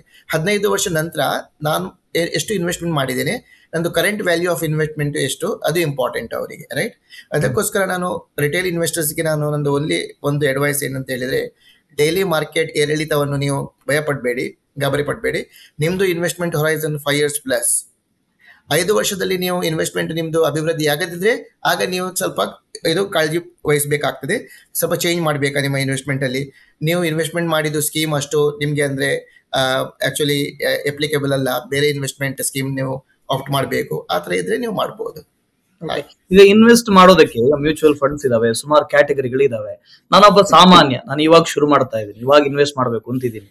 ನಾನು ಆ ಪೋರ್ಟ್ಫೋಲಿಯೋಗಳನ್ನು ಹೇಗೆ ಸೆಟ್ ಮಾಡೋದು ಅಂತ, ಯಾವ ಕ್ಯಾಟಗರಿಯಲ್ಲಿ ನಾನು ಮ್ಯೂಚುವಲ್ ಫಂಡ್ ಅನ್ನು ಸೆಟ್ ಮಾಡ್ಬೋದು? ಇದು ವೆರಿ ಇಂಪಾರ್ಟೆಂಟು. ನೋಡಿ, ನಾವು ಕ್ಯಾಪಿಟಲ್ ಮಾರ್ಕೆಟು ಅದು ಶೇರ್ ಮಾರ್ಕೆಟ್ ನಾವು ಶೇರ್ಸ್ ನೋಡಲಿಕ್ಕೆ ಹೋದರೆ ಅದರಲ್ಲಿ 3 ಥರ ಮೂರು ಟೈಪ್ ಕ್ಯಾಟಗರಿ ಇದೆ. ಒಂದು ಹೇಳ್ತೀವಿ ನಾವು ಲಾರ್ಜ್ ಕ್ಯಾಪ್ ಕ್ಯಾಟಗರಿ ಅಂತ ಹೇಳಿ, ಯಾರು ದೊಡ್ಡ companies, right. Second one is mid cap company ಅಂತ. Top 100 companies in market capitalisation. ಯಾಕಂದರೆ ಪ್ರತಿ ಕಂಪನಿಗೆ ಮಾರ್ಕೆಟಲ್ಲಿ ಎಷ್ಟು ಮಾರ್ಕೆಟ್ ಕ್ಯಾಪಿಟಲೈಸೇಷನ್ ಇದೆ ಅಂತ ಅದೊಂದು ನಂಬರ್ಸ್ ಇದು ಎಕ್ಸ್ಚೇಂಜ್ ಕೊಡ್ತದೆ ಅವರಿಗೆ. ಯಾಕಂದರೆ based on the listed shares. Okay, ನಮ್ಮದು ಎಷ್ಟು ಶೇರ್ಸ್ ಅವ್ರು ಇಶ್ಯೂ ಮಾಡಿದ್ದಾರೆ, ಎಷ್ಟು ಶೇರ್ಸ್ ಮಾರ್ಕೆಟಲ್ಲಿ ಇದೆ, ಅದರ ಬೇಸಿಸ್ ಮೇಲೆ ಕರೆಂಟ್ ಮಾರ್ಕೆಟ್ ವ್ಯಾಲ್ಯೂ ಅಲ್ಲಿ ಅವ್ರದ್ದು ಓವರ್ ಆಲ್ ಮಾರ್ಕೆಟ್ ಕ್ಯಾಪಿಟಲೈಸೇಷನ್ ಎಷ್ಟು ಅಂತ ಹೇಳಿ. ಟಾಪ್ 100 ಕಂಪನೀಸ್ ಇದು ಲಾರ್ಜ್ ಕ್ಯಾಪ್ ಅಂತ ಹೇಳ್ತಾರೆ. ನಂತರ 101 to 250 ಮಿಡ್ ಕ್ಯಾಪ್ ಅಂತ ಹೇಳ್ತಾರೆ. ಮತ್ತೆ ಬಿಯಾಂಡ್ 215 ಕಂಪನೀಸ್ ಸ್ಮಾಲ್ ಕ್ಯಾಪ್ ಅಂತ ಹೇಳ್ತಾರೆ, right. Top 100 large cap, next kind of 250 stock 150 stock mid cap, beyond that is small cap. Small cap ಅಲ್ಲಿ 4600 and odd ಕಂಪನೀಸ್ ಇದೆ, ರೈಟ್. ಹಾಗೆ ಸೊ ನಾವು ಇನ್ವೆಸ್ಟರಿಗೆ ನಾನು ಏನು ಸಲಹೆ ಹೇಳ್ತೇನೆ ಅಂತ ಹೇಳಿದ್ರೆ, ಲಾರ್ಜ್ ಕ್ಯಾಪ್ ಅಲ್ಲಿ ಸ್ವಲ್ಪ ಒಲ್ಯಾಟಿಲಿಟಿ ಕಡಿಮೆ ಇರ್ತದೆ, ಏರಿಳಿತ ಸ್ವಲ್ಪ ಕಡಿಮೆ ಇರ್ತದೆ. ಯಾಕಂದ್ರೆ ಈ ಕಂಪನೀಸ್ ದೊಡ್ಡ ಕಂಪನೀಸ್, ಅದರದ್ದು ಫೈನಾನ್ಷಿಯಲ್ಸ್ ಇನ್ಫಾರ್ಮೇಶನ್ಸ್ ಎಲ್ಲ ಒಳ್ಳೇದಾಗಿ ಅವೈಲೇಬಲ್ ಇರ್ತದೆ ಮಾರ್ಕೆಟ್ ಅಲ್ಲಿ. ಎಲ್ರಿಗೂ ಗೊತ್ತಿರ್ತದೆ ಆ ಕಂಪನಿ ಏನು ಮಾಡ್ತಾ ಇದೆ, ಅದರದ್ದು ಕಂಪನಿದು ಡೈನಾಮಿಕ್ಸ್ ಏನಿದೆ, ಅವರದ್ದು ಪ್ರೈಸ್ ಏರಿಳಿತಕ್ಕೆ ಏನೆಲ್ಲ ರೀಸನ್ ಇದೆ, ಅದೆಲ್ಲ ಕ್ಲಿಯರ್ಲಿ ಗೊತ್ತಾಗ್ತಾ ಇರ್ತದೆ. ಅದಕ್ಕೋಸ್ಕರ for first time investors large cap ಅಲ್ಲಿ ಇನ್ವೆಸ್ಟ್ ಮಾಡಿ. ಅದರಲ್ಲಿ ಏರಿಳಿತ ಸ್ವಲ್ಪ ಕಡಿಮೆ ಇರ್ತದೆ. Returns comparatively mid cap and small cap ಗಿಂತ ಸ್ವಲ್ಪ ಕಡಿಮೆ ಇರ್ಬೋದು, ಆದ್ರೆ ನಿಮಗೆ ವೊಲಾಟಿಲಿಟಿ ಕಡಿಮೆ ಇರ್ತದೆ. ಅದಕ್ಕೋಸ್ಕರ ನೀವು ಪಾಯಿಂಟ್ ಹೇಳಿದ್ರೆ ಭಯ ಆಗ್ತದೆ ಇನ್ವೆಸ್ಟರ್ಸ್ಗೆ ಏರಿಳಿತ ನೋಡಿ, ಅವರಿಗೆ ಈ ಕ್ಯಾಟಗರಿ ಒಳ್ಳೆಯದು, large cap category. Mid cap and small cap category investors ಯಾರು ನಿವೇಶಕರು ಯಾರಿಗೆ ಇನ್ಫಾರ್ಮೇಶನ್ ಇದೆ, ಅವರು ಟ್ರ್ಯಾಕ್ ಮಾಡ್ತಾರೆ, ಅವರಿಗೆ ಗೊತ್ತಿದೆ ಮಾರ್ಕೆಟ್ ಹೇಗೆ ಇದು ಬಿಹೇವ್ ಮಾಡ್ತಾ ಇದೆ, ಅದೆಲ್ಲ ಗೊತ್ತಿದ್ರೆ ಅವರು ಅದರಲ್ಲಿ ಇನ್ವೆಸ್ಟ್ ಮಾಡ್ಬೋದು. ಅದರಲ್ಲಿ ಸ್ವಲ್ಪ ಜಾಸ್ತಿ ರಿಟರ್ನ್ ಸಿಗುವ ಸಂಭಾವನೆ ಇದೆ. ಈಗಾಗಲೇ ನೀವು ಹೇಳಿದ್ರೆ mid cap, small cap, large cap, ಇದರಲ್ಲೂ ಬೇರೆ ಬೇರೆ ಸೆಕ್ಟರ್ ಗಳಿದಾವೆ. ಯಾವ ಸೆಕ್ಟರ್ ಗಳನ್ನ ಜಾಸ್ತಿ ಫೋಕಸ್ ಮಾಡಬೇಕು ಅಂತ ಇವಾಗ ನೋಡಿ, ಇದು ಆಸ್ ಅನ್ ಇಂಡಿವಿಜುವಲ್ ಇನ್ವೆಸ್ಟರ್ ನಾವು ಅದರಲ್ಲಿ ಜಾಸ್ತಿ ಇದು ಪರಿಶೀಲನೆ ಮಾಡ್ಬೇಕಂತ ಇಲ್ಲ. ಯಾಕಂದ್ರೆ ಇದು ಫಂಡ್ ಮ್ಯಾನೇಜರ್ಸ್ ಮಾಡ್ತಾ ಇರ್ತಾರೆ. ನೋಡಿ, ನೀವು ಲಾರ್ಜ್ ಸ್ಕೀಮ್ ತಗೊಳ್ಳಿ, ಮಿಡ್ ಕ್ಯಾಪ್ ಸ್ಕೀಮ್ ತಗೊಳ್ಳಿ, ಸ್ಮಾಲ್ ಕ್ಯಾಪ್ ಸ್ಕೀಮ್ ತಗೊಳ್ಳಿ, ಅದರದ್ದು ಅಂಡರ್ಲೈಂಗ್ ಇಂಡೆಕ್ಸ್ ಅಂತ ಹೇಳ್ತಾರೆ, ರೈಟ್. ಇದು ಎಕ್ಸ್ಚೇಂಜಸ್ ಅವ್ರದ್ದು ಇಂಡೆಕ್ಸ್ ಒಂದು ಪಬ್ಲಿಷ್ ಮಾಡ್ತಾರೆ. ಆ ಇಂಡೆಕ್ಸ್ ಅಲ್ಲಿ ಅವರು ವೆಯ್ಟ್ ಕೊಡ್ತಾ ಇರ್ತಾರೆ. ಫಾರ್ ಎಕ್ಸಾಂಪಲ್ ನಾವು ಇದು BSE 50 ಇಂಡೆಕ್ಸ್ ಅಲ್ವಾ, ಅದರಲ್ಲಿ ಫಾರ್ ಎಕ್ಸಾಂಪಲ್ BFSI, ಯಾಕಂದ್ರೆ ಆರ್ಥಿಕ ಬಿಸ್ನೆಸ್ ಯಾರು ಮಾಡ್ತಾ ಇದ್ದಾರೆ ಅದರದ್ದು ಅರೌಂಡ್ 30% ವೆಯ್ಟ್ ಇದೆ. ಹಾಗೆ ನಿಮ್ಮ ಪೋರ್ಟ್ಫೋಲಿಯೋಲಿ ಎಷ್ಟು ವೆಯ್ಟ್ ನೀವು ಇಡ್ತೀರಾ ಅದು ಇಂಪಾರ್ಟೆಂಟು. ಯಾಕಂದ್ರೆ ನಿಮ್ಮ ವ್ಯೂ ಅದು BFSI ಸೆಕ್ಟರ್ ಅಲ್ಲಿ ಪಾಸಿಟಿವ್ ಇದೆ, ಆದರೆ ನಿಮ್ಗೆ ಕನ್ಸ್ಟ್ರಕ್ಟಿವ್ ವ್ಯೂ ಇದೆ. ನೀವು instead of 30% you can have 35 to 40%. ಹಾಗೆ ಆ ಥರ ನೀವು ನಿಮ್ಮದು ಪ್ರಾಫಿಟ್ ಜಾಸ್ತಿ ಮಾಡಲಿಕ್ಕೆ ಟ್ರೈ ಮಾಡ್ತಾ ಇರ್ತೀರಿ. ಹಾಗಾಗಿ ಪ್ರತಿಯೊಂದು ಕೈಂಡ್ ಆಫ್ ಕ್ಯಾಪಲ್ಲಿ ಅದರಲ್ಲಿ ಬೇರೆ ಬೇರೆ ಸೆಕ್ಟರ್ ಇರ್ತಾರೆ. ನೀವು ಯಾವ ಸೆಕ್ಟರು ಯಾವ ಟೈಮಲ್ಲಿ ಪ್ರಾಫಿಟ್ ಕೊಡ್ಬೋದು ನೋಡಿಕೊಂಡು ನೀವು ಇನ್ವೆಸ್ಟ್ಮೆಂಟ್ ಮಾಡ್ತಾ ಇರಬೇಕು. ಸರ್, ಈಗ ನಾವು ಮ್ಯೂಚುವಲ್ ಫಂಡ್ ಅಲ್ಲಿ ನಾನು ಇನ್ವೆಸ್ಟ್ ಮಾಡಬೇಕು ಅಂತಿದ್ದೀನಿ, ಪೋರ್ಟ್ಫೋಲಿಯೋ ಸೆಟ್ ಮಾಡೋದ್ರ ಬಗ್ಗೆ ಮಾತಾಡ್ತಾ ಇದ್ವಿ. ನಾನೊಬ್ಬ ಇಂಡಿವಿಜುವಲ್ ಇನ್ವೆಸ್ಟರ್, ಈಗ ಫಂಡ್ ಮ್ಯಾನೇಜರ್ ಯಾರು ಇಲ್ಲ. ನಾನು ಇಂಡಿವಿಜುವಲ್ ಆಗಿ ಹೇಗೆ ನೋಡೋದು ಅಂತ, ಯಾವ ಮ್ಯೂಚುವಲ್ ಫಂಡ್ ಅಲ್ಲಿ ಹಾಕಬೇಕು ಅಂತ ನನಗೆ ಹೆಂಗೆ ಗೊತ್ತಾಗುತ್ತೆ? ನೋಡಿ, ಮ್ಯೂಚುವಲ್ ಫಂಡ್ ಅಲ್ಲಿ ಕೂಡ ಕರೆಂಟ್ಲಿ ಅರೌಂಡ್ 46 ಮ್ಯೂಚುವಲ್ ಫಂಡ್ಸ್ ಇದೆ. ಅಂದ್ರೆ over all number of schemes ನೀವು ನೋಡಿದ್ರೆ ಅರೌಂಡ್ 3000+ ಸ್ಕೀಮ್ಸ್ ಇದೆ ಮಾರ್ಕೆಟ್ ಅಲ್ಲಿ ಅಲ್ವಾ. ಅದು ತುಂಬಾ ಕನ್ಫ್ಯೂಸಿಂಗ್, ಅಂದ್ರೆ ಫಸ್ಟ್ ಟೈಮ್ ಇನ್ವೆಸ್ಟರ್ಗೆ ತುಂಬಾ ಡಿಫಿಕಲ್ಟ್ ಆಗ್ತದೆ ನೋಡ್ಲಿಕ್ಕೆ. ಅದಕ್ಕೋಸ್ಕರ ನೀವು ಏನ್ ಮಾಡ್ಬೋದು ಅಂತ ಹೇಳಿದ್ರೆ, there are platforms called kind of value research. Basically recommended list ಕೊಡ್ತಾರೆ ಇನ್ವೆಸ್ಟರಿಗೆ. ಅಂದ್ರೆ ಈ ತರದ್ದು ಮ್ಯೂಚುವಲ್ ಫಂಡ್ ಇದೆ, ಇದರದ್ದು ಇನ್ವೆಸ್ಟ್ಮೆಂಟ್ ಟ್ರ್ಯಾಕ್ ರೆಕಾರ್ಡ್ ಇದಿದೆ, ಯಾಕಂದ್ರೆ ಇದು ರೆಕಮೆಂಡೆಡ್ ಸ್ಕೀಮ್ಸ್ ಟು ಇನ್ವೆಸ್ಟ್ ಅಂತ ಹೇಳಿ ಅಲ್ವಾ. ಅದರಲ್ಲಿ ಕೂಡ ಬೇರೆ ಬೇರೆ ಸ್ಕೀಮ್ಸ್ ಇದೆ. ಬೇಸಿಕಲಿ ಇನ್ವೆಸ್ಟರ್ಸ್ ಅವ್ರದ್ದು ಇನ್ವೆಸ್ಟ್ಮೆಂಟ್ ಗೋಲ್ ಅಂಡರ್ಸ್ಟ್ಯಾಂಡ್ ಮಾಡೋದು ತುಂಬಾ ಇಂಪಾರ್ಟೆಂಟ್ ಇಲ್ಲಿ. ಯಾಕಂದ್ರೆ ನಾನು ಯಾಕೋಸ್ಕರ ಇನ್ವೆಸ್ಟ್ಮೆಂಟ್ ಮಾಡ್ತಾ ಇದ್ದೇನೆ, ನಂದು ಟೈಮ್ ಹೊರೈಸನ್ ಎಷ್ಟು, ನಂದು ರಿಸ್ಕ್ ಎಪಟೈಟ್ ಎಷ್ಟು, ಅದೆಲ್ಲ ನೋಡೋದು ವೆರಿ ಇಂಪಾರ್ಟೆಂಟ್. ಈಗ ನಂಗೊಂದು ರಿಟೈರ್ಮೆಂಟ್ ಗೆ ಪ್ಲಾನ್ ಬೇಕು, ಆಫ್ಟರ್ ರಿಟೈರ್ಮೆಂಟ್ ಏನ್ ಮಾಡ್ಬೇಕು ಅಂತ ಗೊತ್ತಿಲ್ಲ, ಅಂತ ಪ್ಲಾನ್ ಮಾಡ್ತಾ ಇರೋರಿಗೆ ಮ್ಯೂಚುವಲ್ ಫಂಡ್ ಒಂದು ಒಳ್ಳೆ ಇನ್ವೆಸ್ಟ್ಮೆಂಟ್ ಇಲ್ಲ ಅಂತ. ಎಬ್ಸಲ್ಯೂಟ್ಲಿ ನೋಡಿ, ನಾನು ಫಾರ್ ಎಕ್ಸಾಂಪಲ್ ನಾವು ಎಕ್ಸಾಂಪಲ್ ಕೊಟ್ಟು ಮಾತಾಡುವ. ಯಾಕಂದ್ರೆ ನಾನು 50 year old ನಾವು, ಅಂದ್ರೆ ನನಗೆ ಗೊತ್ತಿದೆ ನಾನು 60 year ರಿಟೈರ್ ಆಗ್ತಿದ್ದೆ ಅಲ್ವಾ. ನಂದು 10 ವರ್ಷ ನನಗೆ ಸಂಬಳ ಬರ್ತಾ ಇರ್ತದೆ. ಅದೇ 10 ವರ್ಷ ನಂತರ ಅದು ಸ್ಟಾಪ್ ಆಗುತ್ತೆ. ನಂತರ ನಾನು ಪ್ಲಾನ್ ಮಾಡಬೇಕು ಕ್ಲಿಯರ್ಲಿ ರಿಟೈರ್ಮೆಂಟ್ ಲೈಫ್ ಹೇಗೆ ಲೀಡ್ ಮಾಡೋದು ಅಂತ ಹೇಳಿದ್ರೆ, ನಂದು ಲೈಫಲ್ಲಿ ಯಾವ ಗೋಲ್ಸ್ ಇತ್ತು ಅಂದ್ರೆ, ನಾನು ಕರೆಂಟ್ಲಿ ಯಾವ ಪರಿಸ್ಥಿತಿ, ನನ್ನ ಆರ್ಥಿಕ ಪರಿಸ್ಥಿತಿ ಏನಿದೆ ನೋಡಿಕೊಂಡು ರಿಟೈರ್ಮೆಂಟ್ ಲೈಫಲ್ಲಿ ಯಾವ ಥರ ನನಗೆ ಜೀವನ ಗಳಿಸಬೇಕು, ನಂತರ ಯಾವ ಥರ ಆರೋಗ್ಯಕ್ಕೆ ನಾನು ಆರೋಗ್ಯಕ್ಕೋಸ್ಕರ ಅವ್ರ ಟ್ರೀಟ್ಮೆಂಟ್ ಅವ್ರ ಮೆಡಿಕಲಿ ಆ ಏಜಲ್ಲಿ ಏನಾದರೂ ಬರುವ ಚಾನ್ಸಸ್ ಇದೆ.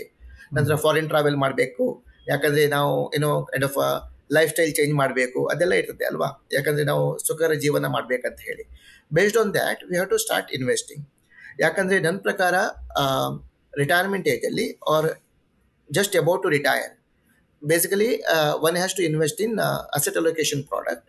ಅಂದರೆ ಅದರಲ್ಲಿ ಫಂಡ್ ಮ್ಯಾನೇಜರ್ಸು ಆಟೋಮೆಟಿಕಲಿ ಇಕ್ವಿಟಿ ಮತ್ತು ಡೆಟ್ಟಲ್ಲಿ ಎಲೋಕೇಟ್ ಮಾಡ್ತಾ ಇರ್ತಾರೆ.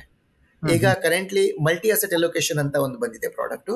ಅದರಲ್ಲಿ ಗೋಲ್ಡ್ ಮತ್ತು ಸಿಲ್ವರ್ ಕಾಮೋಡಿಟೀಸ್ ಕೂಡ ಅವರು ಎಕ್ಸ್ಪೋಜರ್ ತಗೊಳ್ತಾ ಇದ್ದಾರೆ. ಯಾಕಂದರೆ ಅದರಲ್ಲಿ ಏನಾಗ್ತದೆ ಅಂದರೆ, ಇಕ್ವಿಟಿ ಮಾರ್ಕೆಟ್ ಮೇಲೆ ಹೋಗ್ತಾ ಇದೆ, ಇಕ್ವಿಟಿದು ಬೆನಿಫಿಟ್ ಸಿಗುತ್ತೆ ನಿಮಗೆ. ಇಕ್ವಿಟಿ ಮಾರ್ಕೆಟ್ ಕೆಳಗೆ ಬಂದರೆ ಡೆಟ್ ಮಾರ್ಕೆಟ್ ನಿಮಗೆ ಪ್ರೊಟೆಕ್ಟ್ ಮಾಡ್ತಾ ಇರ್ತದೆ, ಯಾಕಂದರೆ ಅದರಲ್ಲಿ ಇಂಟ್ರೆಸ್ಟ್ ರೇಟ್ ಡ್ರಿವನ್ ಅದು ಅಲ್ವಾ. ನಂತರ ಈಗ ಗೋಲ್ಡ್ ಅಂಡ್ ಸಿಲ್ವರ್ ಕೂಡ ಈಗ ಹಾಕ್ತಾ ಇದ್ದಾರೆ ಮಲ್ಟಿ ಅಸೆಟ್ ಎಲೋಕೇಶನ್ ಪ್ರಾಡಕ್ಟ್ ಅಲ್ಲಿ. ಅದರಲ್ಲಿ ಇಂಟರ್ನ್ಯಾಷನಲಿ ಏನಾದರೂ ಮೇಲ್ಕೆಳಗೆ ಆಗುತ್ತೆ market, international market, gold is on good hedge to the inflation as well as uncertainty, ಅದು ಕೂಡ ಪ್ರೊಟೆಕ್ಟ್ ಮಾಡ್ತಾ ಇದೆ. ಹಾಗಾಗಿ currently mutual funds multi asset allocation product ತಂದಿದ್ದಾರೆ. ಅದು ರಿಟೈರ್ಮೆಂಟ್ಗೆ ಅದು ತುಂಬಾ ಒಳ್ಳೇದಂತ ನನಗೆ ಅನಿಸ್ತಾ ಇದೆ. ಓಕೆ, ನೀವು ಇಕ್ವಿಟಿ ಗೋಲ್ಡ್ ಬಗ್ಗೆ ಹೇಳಿದಕ್ಕೆ ಹೇಳ್ತೀನಿ. ಇನ್ನು ಒಂದೆರಡು ವರ್ಷದಲ್ಲಿ ಗೋಲ್ಡ್ ಪ್ರೈಸ್ 40 to 45% ರೈಸ್ ಆಗಿದೆ. ಇಕ್ವಿಟಿಯಲ್ಲಿ ಇನ್ವೆಸ್ಟ್ ಮಾಡಬೇಕಾ ಅಥವಾ ಗೋಲ್ಡ್ ಅಲ್ಲಿ ಇನ್ವೆಸ್ಟ್ ಮಾಡಬೇಕಾ ಸರ್? ಹೌದು ನೋಡಿ, ಗೋಲ್ಡ್ ಪ್ರೈಸ್ ಮೇಲೆ ಹೋಗೋಕ್ಕೆ ಕಾರಣ ಅಂತ ಹೇಳಿದ್ರೆ, ಅಂತಾರಾಷ್ಟ್ರೀಯ ಮಟ್ಟದಲ್ಲಿ ಇದು ಅಸ್ಥಿರತೆ ಬರ್ತಾ ಇತ್ತು. ಯಾಕಂದ್ರೆ US ಇಕಾನಮಿ ನಿಮ್ಗೆ ಗೊತ್ತಿದೆ ಏನಾಗ್ತಾ ಇತ್ತು ಅಂದ್ರೆ, ಇನ್ಫ್ಲೇಷನ್ ಮೇಲೆ ಹೋಗ್ತಾ ಇತ್ತು, ಅಲ್ಲಿ ಜಾಬ್ ಲಾಸಸ್ ಆಗ್ತಾ ಇತ್ತು, ಡಾಲರ್ ಡಿಡಾಲರೈಸೇಷನ್ ಆಗ್ತಾ ಇತ್ತು. ಅದಕ್ಕೋಸ್ಕರ internationally US was facing a lot of issues. When US starts facing issues, other markets also will have kind of impact on it, because US is a main leader ಅಲ್ವಾ. ಹಾಗಾಗಿ all ಎಲ್ಲ government individual countries they started investing in gold. Right, ಗೋಲ್ಡ್ಗೆ demand ಜಾಸ್ತಿ ಆಯಿತು, automatically price ಕೂಡ ಜಾಸ್ತಿ ಆಗ್ತಾ ಇದೆ ಅಲ್ವಾ. ಹಾಗಾಗಿ ಇಕಾನಮಿಯಲ್ಲಿ ಅಸ್ಥಿರತೆ ಬಂದಾಗ ಗೋಲ್ಡಲ್ಲಿ ಇನ್ವೆಸ್ಟ್ಮೆಂಟ್ ಜಾಸ್ತಿ ಆಗುತ್ತೆ. ನಾವು ಆ ಪರಿಸ್ಥಿತಿಯಲ್ಲಿ ಇದ್ದೀವಿ ಈಗ ನಾವು ಕರೆಂಟ್ಲಿ. ಸೊ ಅದಕ್ಕೋಸ್ಕರ ಗೋಲ್ಡ್ ಇಂದು ಪ್ರೈಸ್ ತುಂಬಾ, ನೀವು ಹೇಳಿದ್ರೆ ಈಗ 30% ಪ್ಲಸ್ ರಿಟರ್ನ್ ಬಂದಿದೆ ಲಾಸ್ಟ್ 1.5 years ಅಲ್ಲಿ, which is the best return out of all asset classes ಅಲ್ವಾ. ಇಕ್ವಿಟಿ ಕೂಡ ಆ ಥರ ರಿಟರ್ನ್ ಕೊಡಲಿಲ್ಲ, ಡೆಟ್ ಕೂಡ ಕೊಡೋದೇ ಇಲ್ಲ ಆ ಥರ ರಿಟರ್ನು, ಇದು ಗೋಲ್ಡ್. ಮತ್ತೆ ನೀವು ಸಿಲ್ವರ್ ನೋಡಿದ್ರೆ ಗೋಲ್ಡ್ಗಿಂತ ಒಳ್ಳೆ ರಿಟರ್ನ್ ಸಿಲ್ವರ್ ಕೊಟ್ಟಿದೆ. ಯಾಕಂದ್ರೆ ಸಿಲ್ವರ್ ಅಲ್ಲಿ is a alternate to gold, and ಮತ್ತೆ ಇಂಡಸ್ಟ್ರಿಯಲ್ ಪ್ರೊಡಕ್ಷನ್ಗೆ ಕೂಡ ಯೂಸ್ ಆಗ್ತಾ ಇದೆ ಸಿಲ್ವರ್. ಯಾಕಂದ್ರೆ ಈಗ EV ವೆಹಿಕಲ್ ಎಲ್ಲ ಬರ್ತಾ ಇದೆ, ಅದಕ್ಕೋಸ್ಕರ ಬ್ಯಾಟ್ರೀಸ್ಗೆ ಇದೆಲ್ಲ ತುಂಬಾ ಇಂಡಸ್ಟ್ರಿಯಲ್ ಯೂಸ್ ಕೂಡ ಇದೆ. ಹಾಗಾಗಿ ಈ ಎರಡು ಕಮಾಡಿಟೀಸ್ ಒಳ್ಳೆ ರಿಟರ್ನ್ ಕೊಡ್ತಾ ಇದ್ರೆ. ಆದ್ರೆ ನಂದು ಅಡ್ವೈಸ್ ಇನ್ವೆಸ್ಟರಿಗೆ, instead of investing entire amount in gold or silver, invest in asset allocation product which gives you better optimised return. ಯಾಕಂದ್ರೆ ಇದು ಈ ಮಾರ್ಕೆಟ್ ಒಂದೇ ತರ ಇರೋಲ್ಲ. ಇದು ಗೋಲ್ಡ್ ಮಾರ್ಕೆಟ್ ಈಗ ವರ್ಲ್ಡ್ ಅಸ್ಥಿರತೆ ಕಡಿಮೆ ಆದಾಗ ಆಟೋಮೆಟಿಕ್ಲಿ ಪ್ರೈಸ್ ಕೂಡ ಕರೆಕ್ಷನ್ ಬರೋ ಚಾನ್ಸಸ್ ಇದೆ. ಯಾಕಂದ್ರೆ ನೀವು ಲಾಸ್ಟ್ 20-25 ಹಿಸ್ಟ್ರಿ ನೋಡ್ಕೊಂಡು ಬನ್ನಿ. ಯಾಕಂದ್ರೆ gold has not given that kind of return which equity market has given. ಅದಕ್ಕೋಸ್ಕರ ನಾನು ಹೇಳ್ತಾ ಇದ್ದೇನೆ, ಯಾರಾದ್ರೂ 10, 15, 20 ವರ್ಷದ ಹೂಡಿಕೆ ಮಾಡ್ತಾರೆ, ಅವರಿಗೆ equity is the best asset class, or multi asset allocation product is the best product to invest in. So that ಅವರು ನೀವು ಯಾವಾಗೂ ನೋಡ್ಬೇಕಂತ ಇಲ್ಲ, ನಾವು ಇದರಲ್ಲಿ ಇಕ್ವಿಟಿಯಲ್ಲಿ ಮಾಡಬೇಕಾ, ಡೆಟ್ ಅಲ್ಲಿ ಮಾಡಬೇಕಾ, ಅವ್ರ ಗೋಲ್ಡ್ ಅಲ್ಲಿ ಮಾಡ್ಬೇಕಂತ ಹೇಳಿ. Multi asset allocation product will take care of on its own. ಈಗ ತುಂಬಾ ಜನ ಹೇಳ್ತಾರೆ ಗೋಲ್ಡ್, ಸಿಲ್ವರ್ ಈ ತರದ ಮೆಟಲ್ಗೆ ಡಿಮಾಂಡ್ ಯಾವತ್ತೂ ಇದ್ದೇ ಇರುತ್ತೆ, ಈಕ್ವಿಟಿಗಿಂತಲೂ ಜಾಸ್ತಿ ರಿಟರ್ನ್ ಕೊಡ್ತಾ ಇದೆ ಅಸೆಟ್, ಹಾಗಾಗಿ ಇಲ್ಲೇ ಇನ್ವೆಸ್ಟ್ ಮಾಡ್ತೀವಿ, ಅಲ್ಲಿ ಯಾಕೆ ಮಾಡಬೇಕು ಅಂತ. ಹೌದು ನೋಡಿ, ಫಿಸಿಕಲ್ ಗೋಲ್ಡ್ ಸಿಲ್ವರ್ ಅಲ್ಲಿ ಇನ್ವೆಸ್ಟ್ಮೆಂಟ್ ಮಾಡೋದು ನಾನು ಅಡ್ವೈಸ್ ಮಾಡೋದಿಲ್ಲ. ಯಾಕಂದ್ರೆ ಅಲ್ಲಿ ನಿಮಗೆ ಲಿಕ್ವಿಡಿಟಿ ಇರೋದಿಲ್ಲ. ಯಾಕಂದ್ರೆ ನಾಳೆ ನಿಮಗೆ ಸೆಲ್ ಮಾಡ್ಬೇಕಂತ ಇದ್ರೆ, ನೀವು ಸೆಲ್ ಮಾಡ್ಲಿಕ್ಕೆ ಹೋದ್ರೆ ನಿಮ್ಗೆ ಅಲ್ಲಿ ಡಿಸ್ಕೌಂಟ್ ಅಲ್ಲಿ ತಗೊಳ್ತಾರೆ ಅವರು. ಯಾಕಂದ್ರೆ ಪ್ರೈಸ್ ನೀವು ಎಕ್ಸ್ಪೆಕ್ಟ್ ಮಾಡೋದು ಪ್ರೈಸ್ ಸಿಗೋದಿಲ್ಲ ಅವರಿಗೆ. ನೀವು ಅದಕ್ಕಿಂತ ನೀವು ಮ್ಯೂಚುವಲ್ ಫಂಡ್ ಅಲ್ಲಿ ದಿ ಗೋಲ್ಡ್ ETF ಮತ್ತೆ ಸಿಲ್ವರ್ ETF ಅಂತ ಇದೆ ಪ್ರಾಡಕ್ಟ್, ಅದರಲ್ಲಿ ಮಾಡಿದ್ರೆ ನಿಮಗೆ ಮ್ಯೂಚುವಲ್ ಫಂಡ್ ಯೂನಿಟೇ ಸಿಗುತ್ತೆ ಅದರಲ್ಲಿ ರೈಟ್. ಅದು ಮ್ಯೂಚುವಲ್ ಫಂಡ್ಸ್ ಇನ್ವೆಸ್ಟ್ಮೆಂಟ್ ಮಾಡ್ತಾರೆ ಗೋಲ್ಡ್ ಅಲ್ಲಿ ಸಿಲ್ವರ್ ಅಲ್ಲಿ ಬಲ್ಕ್ ಆಗಿ. ಅವರಿಗೆ ಈ ತರದ್ದು ಇದು ಲಾಸ್ ಆಗೋದಿಲ್ಲ, ಅವ್ರು ನೋಡ್ಕೊಳ್ತಾರೆ ಅದು ಹೇಗೆ ಸೆಲ್ ಮಾಡೋದು ಅಂತ ಹೇಳಿ. ಇನ್ವೆಸ್ಟರಿಗೆ ಗೋಲ್ಡ್ ETF ಮತ್ತೆ ಸಿಲ್ವರ್ ETF ಅಲ್ಲಿ ಇನ್ವೆಸ್ಟ್ ಮಾಡಿದ್ರೆ ತುಂಬಾ ಇದು ಲಾಭ ಬರೋದು ಚಾನ್ಸ್ ಇದೆ. ನನ್ನ ಸಲಹೆ ಏನಂತ ಹೇಳಿದ್ರೆ, entire amount don't invest in gold and silver. That is a seasonal product, cyclical product. ಯಾಕಂದ್ರೆ ಅದು ಆಲ್ ಸೀಸನ್ ಅಲ್ಲಿ ಅದು ರಿಟರ್ನ್ಸ್ ಕೊಡೋದಿಲ್ಲ. ಯಾಕಂದ್ರೆ ಈ ತರದ್ದು ಅಸ್ಥಿರತೆ ಬಂದ್ರೆ ಅದು ಜಾಸ್ತಿ ರಿಟರ್ನ್ ಕೊಡುತ್ತೆ. ಅದಕ್ಕೋಸ್ಕರ ಇಕ್ವಿಟಿ ಮತ್ತೆ ಡೆಟ್, ಫಿಕ್ಸ್ಡ್ ಇನ್ಕಮ್ ಅಲ್ವಾ, ಈ ಎರಡು ಮಾರ್ಕೆಟ್. ಇಕ್ವಿಟಿ ನಿಮ್ಗೆ ಲಾಭ ಕೊಡುತ್ತೆ, ಡೆಟ್ ಮಾರ್ಕೆಟ್ ನಿಮ್ಗೆ ಸ್ಥಿರತೆ ಕೊಡುತ್ತೆ. Gold and silver is N hedge for uncertainty. Sir, ಈಗ ಫ್ಯೂಚರಿಸ್ಟಿಕ್ ಆಗಿ ತುಂಬಾ ರಿಟೈರ್ಮೆಂಟ್ ಆದ್ಮೇಲೆ ನಮ್ಮ ಪ್ಲಾನ್ ಅಂತ ಹೇಳಿ ಮ್ಯೂಚುವಲ್ ಫಂಡ್ಸ್ ಅನ್ನು ಇಟ್ಕೊಂಡಿರ್ತಾರೆ. ತುಂಬಾ ಅನುಭವಸ್ಥರು ನೀವು, ಅದಕ್ಕೋಸ್ಕರ ನಿಮ್ಮನ್ನು ಕರೆಸಿದೀವಿ, ಮಾತಾಡ್ತಾ ಇದೀವಿ. ಒಂದಷ್ಟು ಸ್ಟ್ರಾಟಜಿಗಳನ್ನ ಹೇಳ್ಬೋದಾ ಅಂತ ನೀವು? ನೋಡಿ, ಲಾಂಗ್ ಟರ್ಮ್ ಅಲ್ಲಿ ಯಾಕಂತ ಹೇಳಿದ್ರೆ, ನೀವು ಮಾರ್ಕೆಟ್ ಕಂಡೀಷನ್ಸ್ ಬದಲ್ತಾ ಇದು ಚೇಂಜ್ ಆಗ್ತಾ ಇರ್ತದೆ ಅಲ್ವಾ. ಯಾಕಂದ್ರೆ ಗ್ಲೋಬಲಿ, ಡೊಮೆಸ್ಟಿಕಲಿ, ಮೈಕ್ರೋ ಚೇಂಜ್ ಆಗ್ತಾ ಇರುತ್ತೆ. ನೀವೊಂದು ನನಗೆ ಕ್ವಶನ್ ಮಾಡಿದ್ರಿ, ಸೆಕ್ಟರ್ಸ್ ಬಗ್ಗೆ ಕೂಡ ನೀವು ಕೇಳಿದ್ರಿ. ಸೆಕ್ಟರ್ಸ್ ಕೂಡ ಸೆಕ್ಟರ್ ರೊಟೇಷನ್ ಕೂಡ ಆಗ್ತಾ ಇರ್ತದೆ. ಈಗ ಕರೆಂಟ್ಲಿ ಒಂದು ಸೆಕ್ಟರ್ ಒಳ್ಳೆ ಲಾಭ ಕೊಡ್ತಾ ಇದೆ, ಅದು ಗ್ಯಾರಂಟಿ ಇಲ್ಲ ಆ sector continue to give better returns. So sector rotation ಕೂಡ ಆಗ್ತಾ ಇರ್ತದೆ. ಅದಕ್ಕೋಸ್ಕರ ಲಾಂಗ್ ಟರ್ಮ್ ಅಲ್ಲಿ ನೀವು ಇನ್ವೆಸ್ಟ್ಮೆಂಟ್ ಮಾಡೋದಾದ್ರೆ ನೀವು 2-3 ಟೈಪಲ್ಲಿ ಇನ್ವೆಸ್ಟ್ಮೆಂಟ್ ಮಾಡ್ಬೋದು. ಒಂದಿನೋ equity product, safe product which is large cap product ಅಲ್ಲಿ ಒಂದೇ ಅರೌಂಡ್ 40% ಅಲೋಕೇಶನ್ ಇಡಿ. ಮತ್ತೆ mid, small and thematic product ಅಲ್ಲಿ ಒಂದು 30% ಒಂದು ಇನ್ವೆಸ್ಟ್ಮೆಂಟ್ ಇಡಿ. ಯಾಕಂದ್ರೆ 40 + 30 70 ಆಯಿತು. ನಂತರ remaining 30% either you can hold it in a fixed income product, or you can hold it in multi asset allocation product which gives you optimized return. ಈ ತರ ನೀವು ಮಾಡ್ತಾ ಇದ್ರೆ ನಿಮ್ದು ಎಲ್ಲ ಮಾರ್ಕೆಟ್ ಅಲ್ಲಿ ಯಾವ ಕಾಂಪೊನೆಂಟ್ ಇದೆ, ಲಾಭ ಕೊಡುವ ಚಾನ್ಸಸ್ ಇದೆ, ನಿಮ್ದು ಎಕ್ಸ್ಪೋಜರ್ ಎಲ್ಲದರಲ್ಲೂ ಇರ್ತದೆ.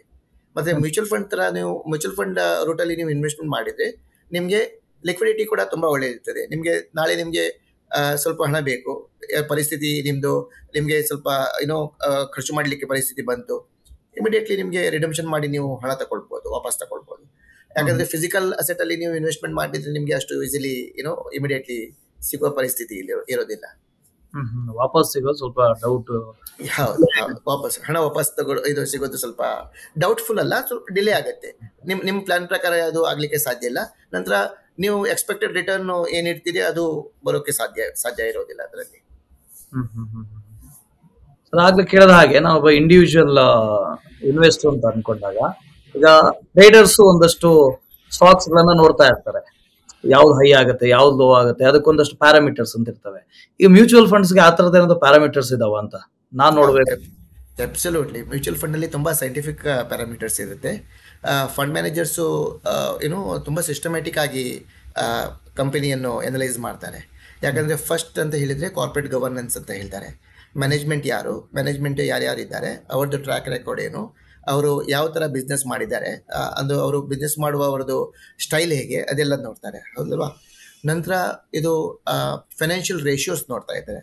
ಅವ್ರ ಬ್ಯಾಲೆನ್ಸ್ ಶೀಟ್ ಸೈಜ್ ಏನು, ಅವ್ರದ್ದು ಇಕ್ವಿಟಿ ಡೆಟ್ ರೇಷಿಯೋ ಏನು, ಅವ್ರದ್ದು ಅರ್ನಿಂಗ್ಸ್ ಏನಿದೆ, ಅವ್ರದ್ದು ಯಾವ ಸೆಕ್ಟ್ರಲ್ಲಿ ಇದ್ದಾರೆ, ಸೆಕ್ಟರ್ ಇದ್ದು ಪೊಟೆನ್ಷಿಯಲ್ ಏನು, ಈಗ ಇದು ಕರೆಂಟ್ ಇದು ಪೊಲಿಟಿಕಲ್ ಪರಿಸ್ಥಿತಿ ಏನಿದೆ, ಇಂಟರ್ನ್ಯಾಷನಲಿ ವಾಣಿಜ್ಯ ಪರಿಸ್ಥಿತಿ ಹೇಗಿದೆ, ಅದೆಲ್ಲ ನೋಡಿ ಯಾವ ಕಂಪನಿ ಒಳ್ಳೆ ರಿಟರ್ನ್ ಕೊಡ್ಬೋದು.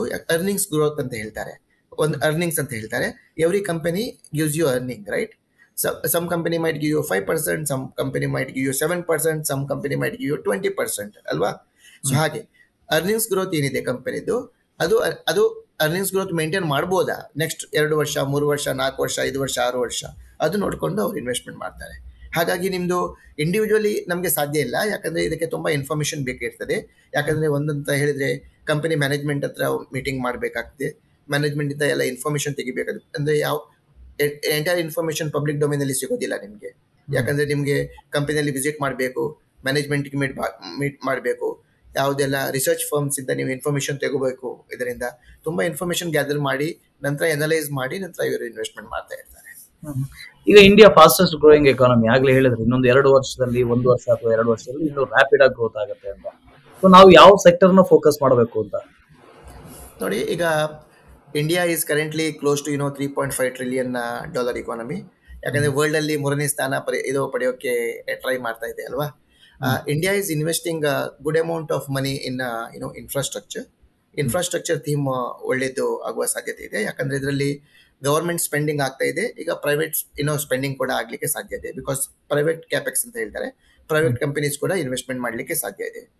ನಂತರ ಸೆಕೆಂಡ್ ಅಂತ ಏನ್ ಹೇಳಿದ್ರೆ, ಇದು ಭಾರತ ದೇಶ ಸ್ವಾವಲಂಬನೆಗೆ ಇದು ನಮ್ಮ ಕರೆಂಟ್ ಪ್ರೈಮ್ ಮಿನಿಸ್ಟರ್ ಹೇಳ್ತಾರೆ, ನಾವಂದ್ರೆ ಬೇರೆ ಕಡೆಯಿಂದ ಆಮದು ಮಾಡೋದು ಕಮ್ಮಿ ಮಾಡಬೇಕು, ನಾವು ನಮ್ಮಲ್ಲೇ ನಾವು ಹೌದು ಕರೆಕ್ಟ್, ನಾವಂದ್ರೆ ಬೇರೆಯವರಿಂದ ಇದು ಡಿಪೆಂಡೆನ್ಸ್ ಇರಬಾರ್ದು, ಅದೆಲ್ಲ ಹೇಳ್ತಾ ಇದ್ದಾರೆ ಅಲ್ವಾ.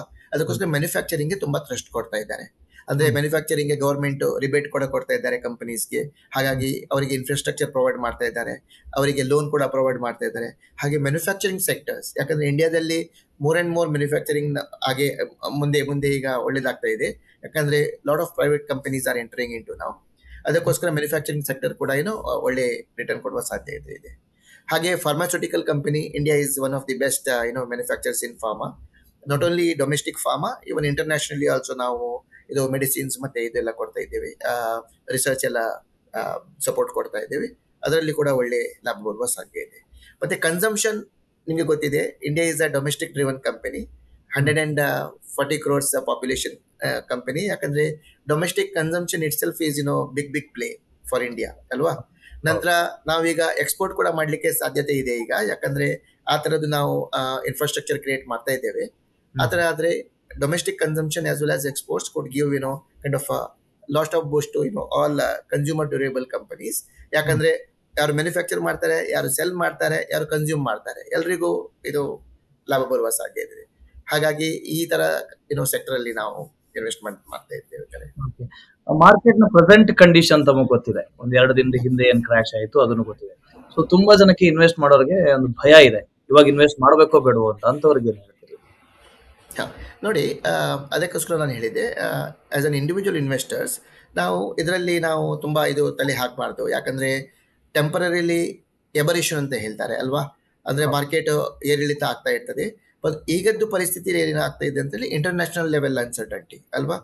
ಈಗ US ಒಂದು ಟ್ರೇಡ್ ಟೆರಿಫ್ ಅಂತ ಹೇಳ್ತಾ ಇದ್ದಾರೆ. ಯಾಕಂದ್ರೆ ನಾವು ಈಗ ವಸ್ತುವನ್ನು ಎಕ್ಸ್ಪೋರ್ಟ್ ಮಾಡುವಾಗ ಆಮದು ಮಾಡುವ ರಾಷ್ಟ್ರ ಸ್ವಲ್ಪ ಅದರಲ್ಲಿ ಒಂದು ಸುಂಕ ಹೇಳ್ತಾರೆ, ಅವ್ರ ತೆರಿಗೆ ಅಂತ ಹೇಳ್ತಾರೆ ಅಲ್ವಾ, ಟ್ಯಾರಿಫ್ ಅಂತ ಹೇಳ್ತಾರೆ, ಅದಕ್ಕೆ ಅದು ಲೇವಿ ಮಾಡ್ತಾರೆ. ಅದು ನಾವು US ಇಂದ ಆಮದು ಮಾಡುವಾಗ ನಾವು US ಪ್ರಾಡಕ್ಟ್ ಅಲ್ಲಿ ನಾವು ಆ ತೆರಿಗೆಯನ್ನು ಹಾಕ್ತಾ ಇರ್ತೀವಿ. ಹಾಗೆ ಸಿಮಿಲರ್ಲಿ ನಾವು ಎಕ್ಸ್ಪೋರ್ಟ್ ಮಾಡ್ತೇವೆ US ಗೆ, US ಕೂಡ ಹಾಕ್ತಿದ್ವು. ಅದರಲ್ಲಿ ಡಿಫರೆನ್ಸ್ ಇತ್ತು. ಅದು US ಏನ್ ಹೇಳ್ತಾ ಇದೆ ಅಂತ ಹೇಳಿದ್ರೆ, ನಾವು ಇದು ರೆಸಿಪ್ರೋಕಲ್ ಟ್ಯಾರಿಫ್ ಅಂತ ಹಾಕ್ತಾ ಇದ್ದೀವಿ ಅಂತ ಹೇಳಿ.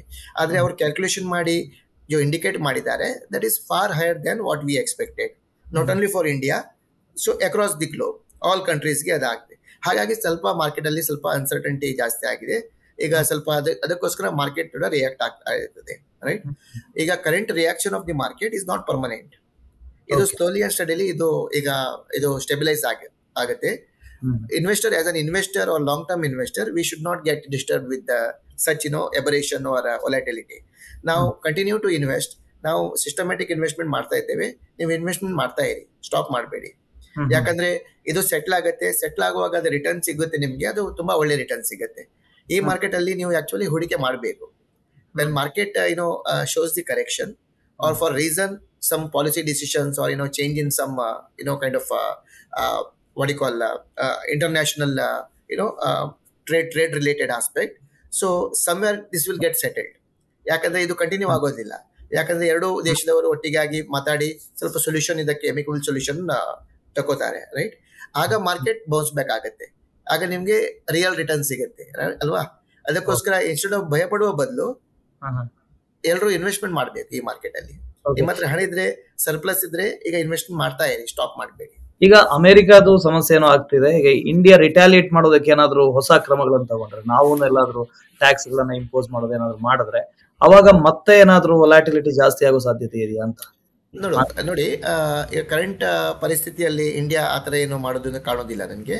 ಯಾಕಂದ್ರೆ India is well placed currently. ಯಾಕಂದ್ರೆ US ಟ್ಯಾರಿಫ್ ನಮ್ಗೋಸ್ಕರ ಹಾಕಿದ್ರೆ ಸ್ವಲ್ಪ ಜಾಸ್ತಿ ಹಾಕಿದ್ದಾರೆ, ಕರೆಕ್ಟ್.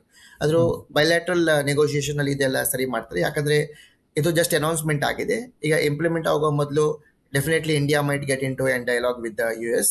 ಯಾಕಂದ್ರೆ ಅದು ಸ್ವಲ್ಪ ಸ್ಟೆಬಿಲೈಸ್ ಮಾಡ್ಬೋದು, ಅದು ಒಂದು.